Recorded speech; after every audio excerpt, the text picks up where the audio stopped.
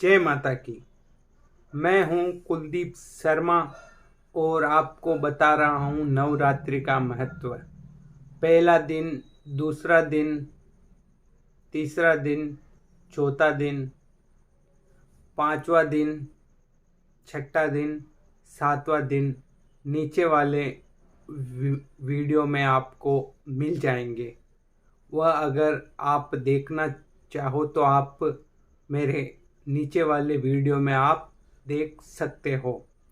और अपन आज बात करेंगे नवरात्रि का 8वां दिन, 8वें दिन की महिमा, 8वें दिन का महत्व, 8वें दिन का फायदा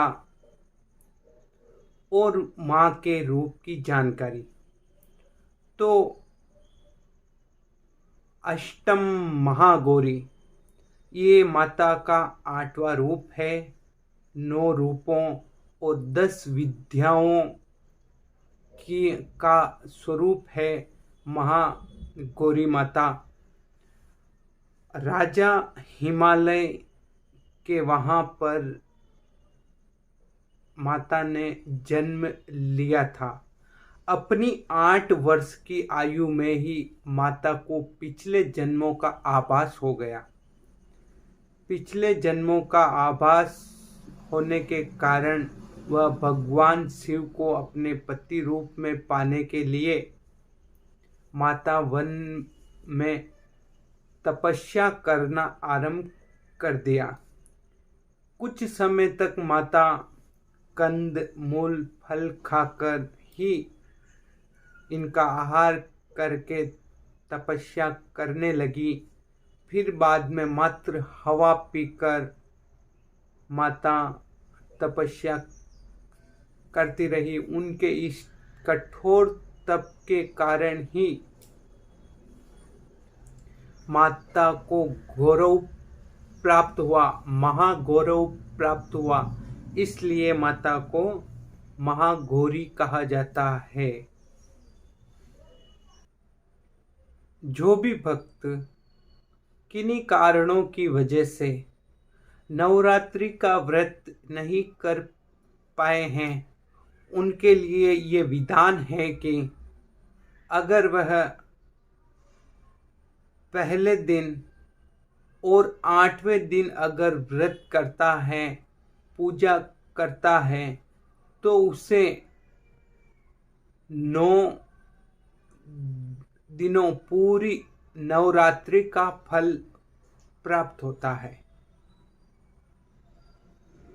इसमें इससे उसके सभी कष्टों का नाश हो जाता है और माता महागौरी बहुत कठोर तपस्या करने की वजह से शिवप्रिया बन गई थी। इसलिए उनका वाहन बैल है और वह हाथ में डमरू धारण करती है। और इस दिन छोटी कन्याओं को, कुंवारी कन्याओं को भोजन कराने से, उनको अपने घर पर बुलाने से, उनको आदर सत्कार देकर मंत्रोपचार के द्वारा उनकी पूजा करके उनको भोजन करवा के, इसमें माता को हलवे और चने का भोग लगाया जाता है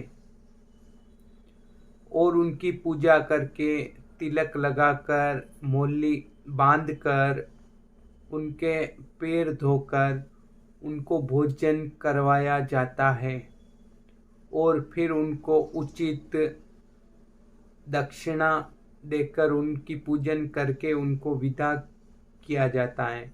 अष्टमी के दिन जो इस विधि विद्वान द्वारा व्रत रखता है और महागौरी माता की पूजा करता है और कुंवारी कन्याओं को भोजन करवाता है, उनके सारे कष्ट खत्म हो जाते हैं, उनके नवग्रह दोष खत्म हो जाते हैं, उनके ग्रह कलेश खत्म हो जाते हैं, उनके घर से दरिद्रता चली जाती है और उनके रोगों का नाश हो जाता है। अष्टमी तिथि का एक महत्वपूर्ण स्थान है, तो आप भी इसका लाभ उठाएं। तो आपको मैं ये अष्टमी तिथि का महत्व बता चुका हूँ, और इस प्रकार अगर कोई अष्टमी तिथि करता है तो उसे बड़ा लाभ प्राप्त होता है। और आपने बहुत ज्ञानी लोगों से सुना होगा कि आपको कथा सुनते वक्त या किसी देवता के बारे में वर्णन सुनते वक्त, उनका महत्व सुनते वक्त आपको जयकारा अवश्य लगाना चाहिए।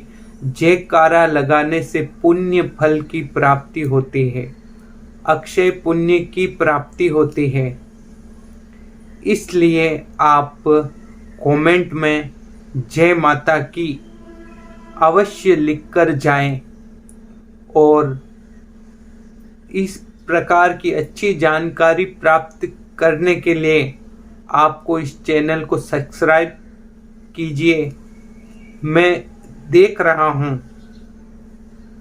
आपके हर एक कमेंट का मैं जवाब देता हूँ, और मैं देख रहा हूँ आपने अपना अमूल्य समय निकाला, उसके लिए आपको धन्यवाद।